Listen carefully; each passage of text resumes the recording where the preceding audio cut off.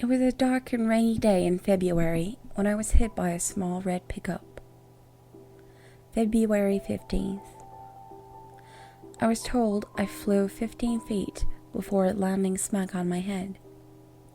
Apparently, the driver was drunk and didn't see me crossing. I don't remember that day at all. 4 weeks I slept in a coma that many feared I would never come out of. I was placed in a ward of children and teens with major bodily harm or disease. My roommate was a boy named Mason. I never did find out his last name. For the time in which I slept, he found out bits and pieces of me from various visitors.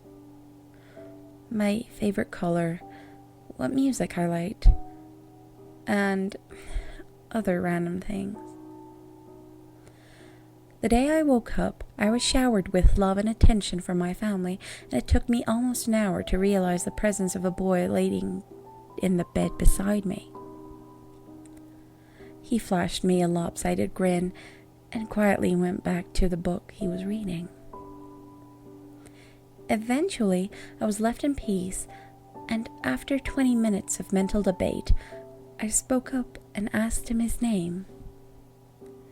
His voice was smooth and low, and never failed to make me shudder. We spent the rest of the evening playing 20 questions and becoming familiar with each other. Eventually, my doctor would break our quality time and give me the lowdown on my injuries and what the healing process would be like.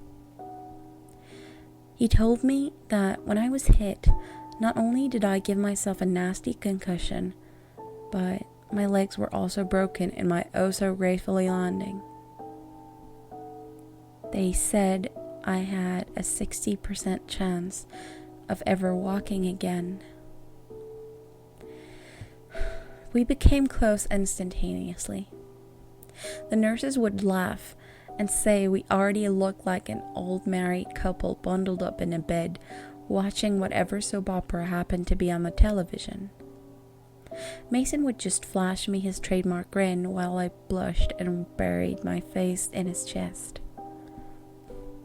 We both had our good days and bad ones, Mason and I. On a particularly tough day of treatment for him, we both lay together with him trembling in my arms. I'll never forget the feeling of his soft hiccups or the knot at the pit of my stomach. I finally got up my courage and asked him the million-dollar question. He had Hodgkin's disease. I don't think either of us slept that night. While my legs transitioned from casts to braces, Mason's chemotherapy began. However, without fail, when I'd come back frustrated or in tears over a difficult session of therapy, he'd be there to comfort me with soothing words and reruns of I Love Lucy. Over the weeks, the chemo began to take its toll. His brown curls thinned to almost nothing. Dark circles took permanent residence under his eyes, and his skin turned as pale as snow. As my legs grew stronger, the day I was released no longer seemed like something to look forward to. The day we decided to shave his hair was the day I broke down. I told him I would do anything, give blood, bone marrow, anything to get him better faster. But he just shot me a smile that instantly made me melt and wipe my tears away. 60%. Mason had a 60% chance of beating his demons. Same as me. On May 12, I was officially released from room 104. I would walk with a limp most likely for the rest of my life. Every other day, I would visit Mason.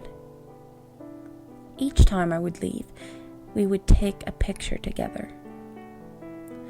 Over the months, I could compare our first picture and our most recent one and see how much he was deteriorating.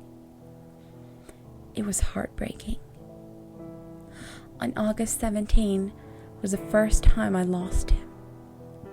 Overnight, a high fever had broken out, and his heart stopped for 4.5 minutes. Those were the worst minutes of my life. I sat outside his room in an uncomfortable plastic chair, watching the nurses I knew all too well scrambling back and forth, attempting to save his fragile life. I didn't leave his side until he squeezed my hand, winked, and told me to go home and take a shower. After that, I vowed I would never let him leave me alone again. I guess the odds weren't in Mason's favor by the time Thanksgiving came around. He was almost a skeleton, but I did not care. He confided in me that night, accepting the fact that his time was almost up and promising to wait for me on the other side. I begged him not to go, but he just lightly shook his head and rubbed soft circles into my back. He wasn't going to survive to see Christmas. That was 2 months ago. No longer being able to bear to see him hooked up to all sorts of machines, we decided to steal away in the night together. I bundled him up and we drove away in my mother's car until we had arrived at an old cabin my family would stay during the holidays. Mason and I couldn't be any happier. I don't care that I'm on the news every night or that every cop in the country is looking for me. All I care about is being with Mason forever. Even if his flesh is crawling with maggots and beginning to peel off his bones. Even if the smell of his rotting cadaver never fades from my skin. His lips are still warm at night, and he often whispered sweet secrets into my ear before we sleep. No one, not the police, doctors, or anyone else can ever separate us. I'm ready for them when they come. I made sure to bring the sharpest scalpel I could find when we left the hospital. But until then, I'll lay in Mason's arms, or at least what I think were once his strong appendages, and we'll talk all night until he takes me away. We'll be together forever.